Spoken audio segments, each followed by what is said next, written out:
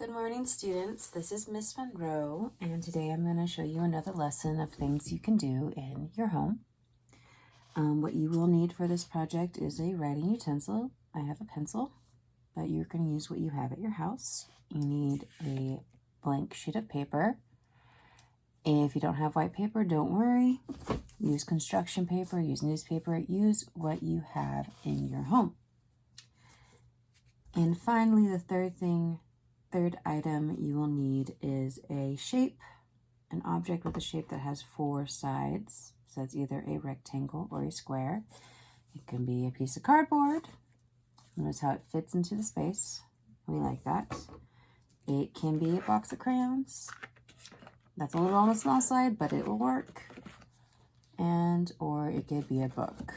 Now, I'm going to use the book because I like how the book fills the space. You're going to hold it in place and you're going to trace it the best that you can. And once you've traced it, you no longer need that rectangle and you can put it away. Because let's not make a mess.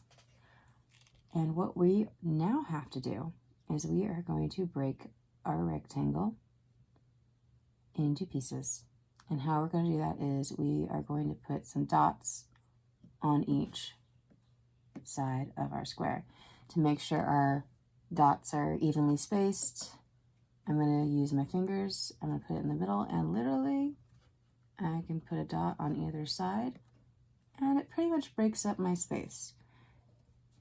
Remember, this is your art project and you get to decide. I'm keeping it simple and I'm only using 2 dots. I would not put more than 2 dots because what we're going to do gets a little complicated. So I've put the dots, 2 on each side. So I want 2, 4, 6, 8 in total. And what you're going to do is we are going to connect these dots to each other using lines. And I know we know all about lines, boys and girls. There's many different types of lines. There's straight lines, there's wavy lines, there's bouncy lines. Each line has to be different. So, for example, I can do a wavy line. The top connects to the bottom. I'm going to do a zigzag line, because that's like number 1 in popularity. I'm going to do a bouncy line. Now, the only line I would not do is like a dashed line or a loopy line. Here, I'll draw them on the side. Don't do lines like this or that one. The reason being is that for this one, it's a broken line and it's not going to help us for the next step of the project. The loopy line is just adding that much more difficulty to this project. After maybe doing the one I have assigned and you want to see if you can challenge yourself, you can do the loopy line. But for the first time, keep it simple, keep it safe. And this last one, you know what? I'm going to do a castle line.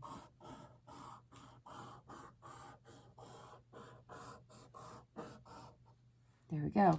I've now connected it and I've broken our shape into many different fun abstract shapes. They don't look like anything, but they're a shape because it connects together. What we're going to do after this now, boys and girls, is we are going to draw inside our shapes a smaller contracting contour shape. Now, contracting means we're going to make a shape that is smaller. So you probably use contractions all the time. Like I know a lot of you probably, your favorite word is can't, which is a contraction of can and not. And I like to say can't yet. So you haven't done this project yet. So some of you might say you can't do it, but I'm going to challenge you to say you can't do it yet. Now the other part of the word I said was contour, and that means our shape that is smaller on the inside is going to follow along the same line that you made, the same shape you made.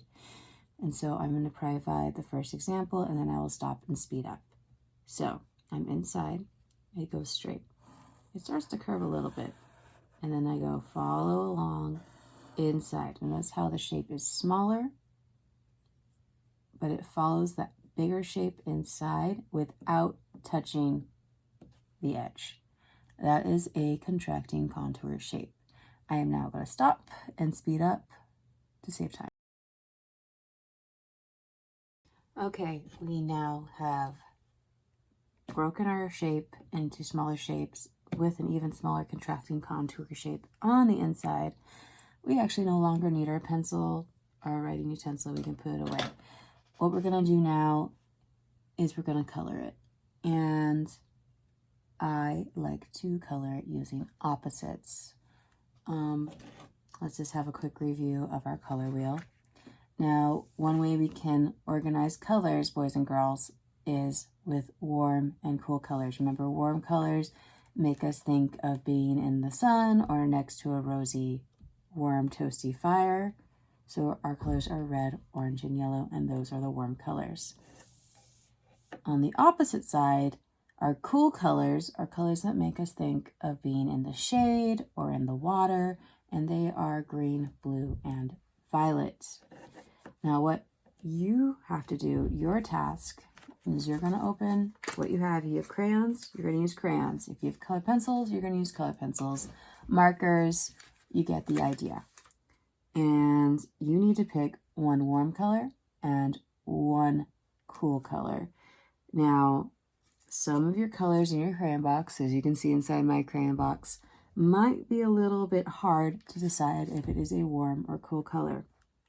I'm going to tell you right now, if you look at it and you can't automatically tell that's such a warm, roasty, toasty color, or that is a freezing, ice cold color, save it for later, use it for something else. For the sake of this project, I will let you know pink, because I know a lot of you have pink and you want to use pink, is a warm color. That is because it is a tint. That means you take red and you add white to it. So that is a warm color. I'm going to put my warm colors over here, and I'm going to put my cool colors over there. Red orange is when you mix red and orange together, it is a roasty, toasty color. Same thing with yellow orange. Yellow and orange, roasty, toasty. We don't use black. Black is neutral. We're going to keep those off the screen. Gray is also neutral. So is tan and brown. And also white. We don't use those colors for this project. Now, if you have teal, guess what? Teal is when you mix green and blue, and it is a cool color, so it's going to go on the other side. Or blue, or finally, I think I have aquamarine. It's the same thing. It's when you have green and blue mixed together. Purple is also over here. So is green. Now, green has different shades of green. For the sake of this project, we are going to say they are all cool colors, even though some are very close to being warm. You need to pick one of each. And you know what, for this part, I'm going to pick red. And I'm going to choose, I'm going to choose this green. I put the rest of them away because I don't want to lose my crayons. Okay. Put my color wheel away. We don't need to see it anymore. What we're going to do is you are going to trace the inside of your shape with your cool color first. That's how I trace it. And then I fill it in. And I'm going to color it nice and neat, boys and girls, because I know you know how to do that.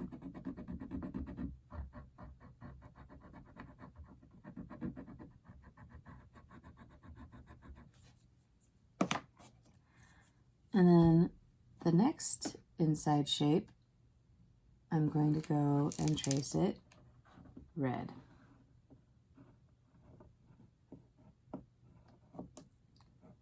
That's how I trace it first, and then I fill it in.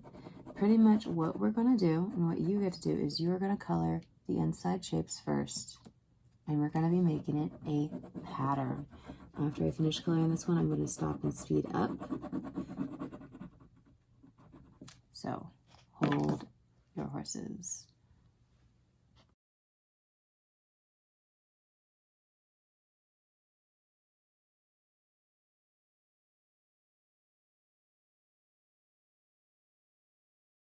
Okay, boys and girls, we have now colored all our inside contour contracting shapes. Now what we're going to do is we're going to switch our pattern. So if it was green on the inside, that means the outside is going to be the opposite. It's going to be a warm color, and it is going to be the color we chose, which is red.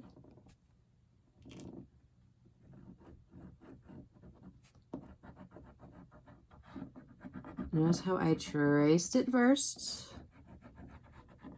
and colored it in. So if it's red on the outside with green on the inside, that means if it's red on the inside, it needs to be green on the outside, and then fill in your entire pattern nice and neat. I'm going to stop and speed up again.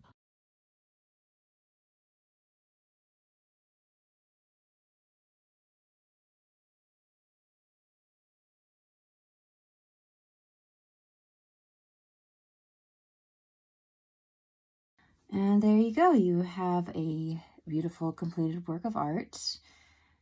Now, we did this very simple with just two dots on each side, but you can always add more and make things a little more difficult. You can change it. You can use different colors. It's really a lot of fun. And I hope you have fun doing it. Please remember to always take a picture of your artwork and to share it with me. Thank you, and I'll be posting another video later.